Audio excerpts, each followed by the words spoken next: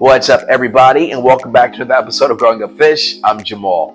In this video, we're going to be talking about my green spider puffers and also my figure 8 puffers, and I'm going to try to persuade you to get a brackish tank. Plus, at the end of this video, we're going to be feeding our puffers, so you'll want to stick around for that.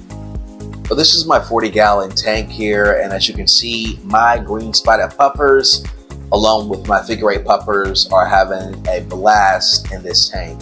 So I know a lot of you may be considering getting a brackish water tank, and you may be thinking, is it right for me? And you know what, early on this video, I'm just gonna go ahead and tell you yes. You know, I had contemplations about actually setting up a brackish tank, but it's actually not so hard to set up. I mean, you got to get the instant ocean sea salt, and you also have to get a hydrometer. Of course, you have to keep it clean by, doing water changes.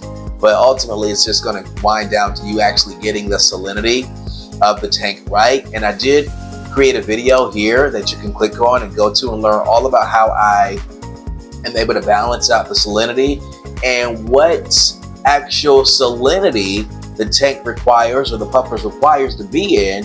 And, in a future video, I do plan on talking about how you can increase the salinity over time, because it will need to get more marine as they grow older. So I've had these guys for about maybe 3 years now, and they've been working fantastically together.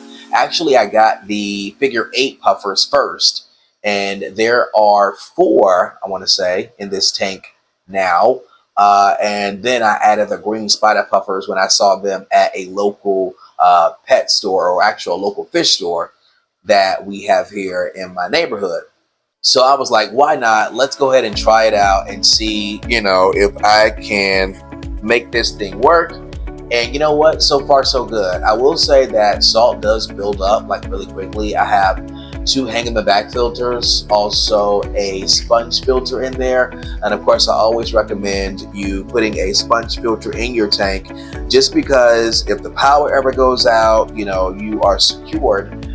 Basically, because that sponge filter would come on automatically, and the hang-in-the-back filters may not work properly, or they may not start automatically when the power does come back on. So I always recommend having a sponge filter in your tanks.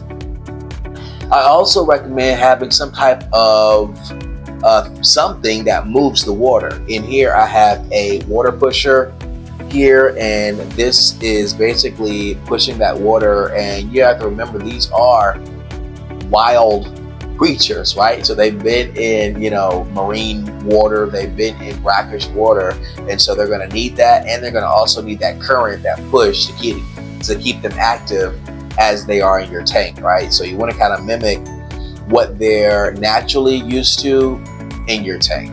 I also have a heater in here, and then I also have a setup to where, I just have extra sponges in the tank. And a lot of times I'll use that for my fiddler crabs. So I use this actually to start the fiddler crab cycle, and that's how they're able to live in the tank that I have them in now. Now, green spider puffers and figure 8 puffers are magnificent to look at. They're very striking to look at, and would definitely be some type of centerpiece in your tank, and would draw people to them as soon as they step in and see that these marvelous puffers are interacting with them. They're very intelligent, but let's just get back to just what they look like. I mean, look at the pattern here. For the green spider puffers, of course, they are, they have that yellowish with the black spots. And then the figure 8s have also kind of that yellowish, greenish look to them. And they also have like the figure 8s on the back of their backs there. That's why they're called figure 8s. And so, I had my reserves about putting these guys in a tank together. And there was one figure 8 that I did have to get rid of because he was just too aggressive toward the other fish.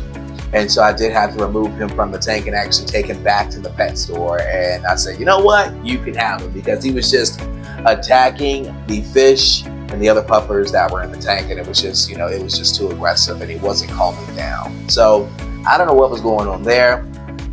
As far as tank mates, I do keep guppies in the tank, and that's about it. That's the only thing that I've been able to keep alive in this tank. And over time, they eat guppies. So I mean, I may start off with like 20. I'll put 20 in here, and you know, over time, within like maybe 3 or 4 months, they will eat the guppies. But you know, the thing about guppies is that they reproduce so fast, and it's just great to have them in all tanks if you are looking to, or you have those type of fish that you know you want to feed live fish.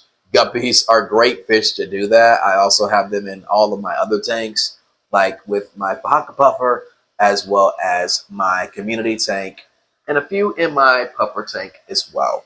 Now, another thing about these puffer fish and also the figure eights is that they are very playful and they are very intelligent. They recognize you. I mean, as their owner, they recognize you, which is so cool. They also follow you around the tank. So wherever you go, they go.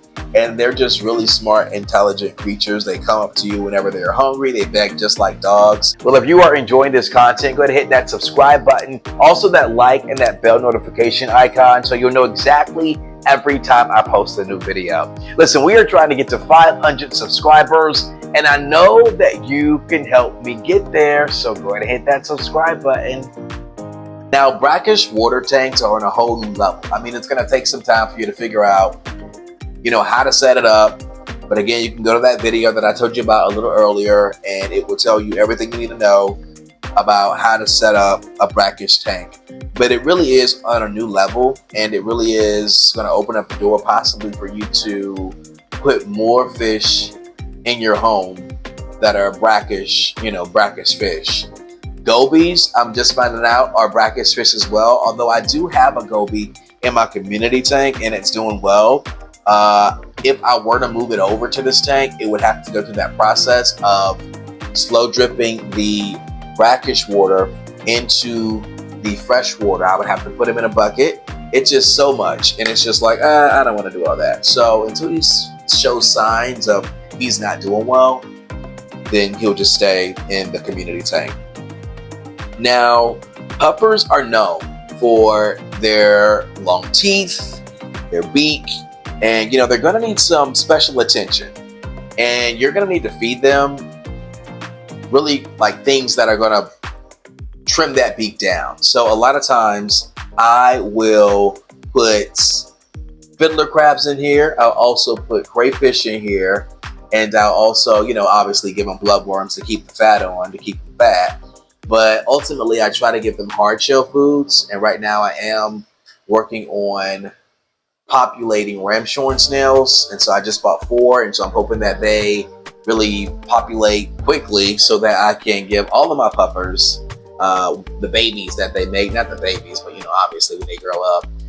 And that would be really great. I also have some shrimp that I am raising up and trying to make as well, and trying to get some more shrimp. So, you know, you just have to think about stuff like that when you do get puffers, because they will require attention. Their teeth will require attention, and it's going to be important for you to know what to do to avoid their teeth from growing. I also have another video as to ways you can work their beak down. And you can click on this video. It's going to tell you all my secrets as to how I'm able to keep their beaks trimmed. So again, you may be on reserve about getting a brackish tank or setting it up, but listen, it's simple, it's rewarding, it's going to offer you some great experiences with fish like puffer fish, like figure eights and green spider puffer fish. It's going to really offer you that opportunity to grow a relationship with a new species of fish. And it's also going to teach you more about nature. And, you know, it's just, for me, it's rewarding. Now, we'll kind of wrap it up here. I've not been able to really find plants to go in here. So as you notice here, these are fake plants, but it looks good, right? Some wood I was able to get from the river, and I boiled it to get all of the germs and the nastiness off of it. I used that and I put that in there. And, you know, yeah, I just haven't been able to find real live plants that will work in this tank. So if you have any suggestions, comment below. Let me know what you think. Well, hopefully this video persuaded you just a little bit to get a brackish tank. If not, what are some of your worries? Just go ahead and set it up. Comment below. I always love to hear from you. Any questions that you have, I would love to answer them. Well, if you've been sticking around this long, you are in for a treat. It's time to feed the fish.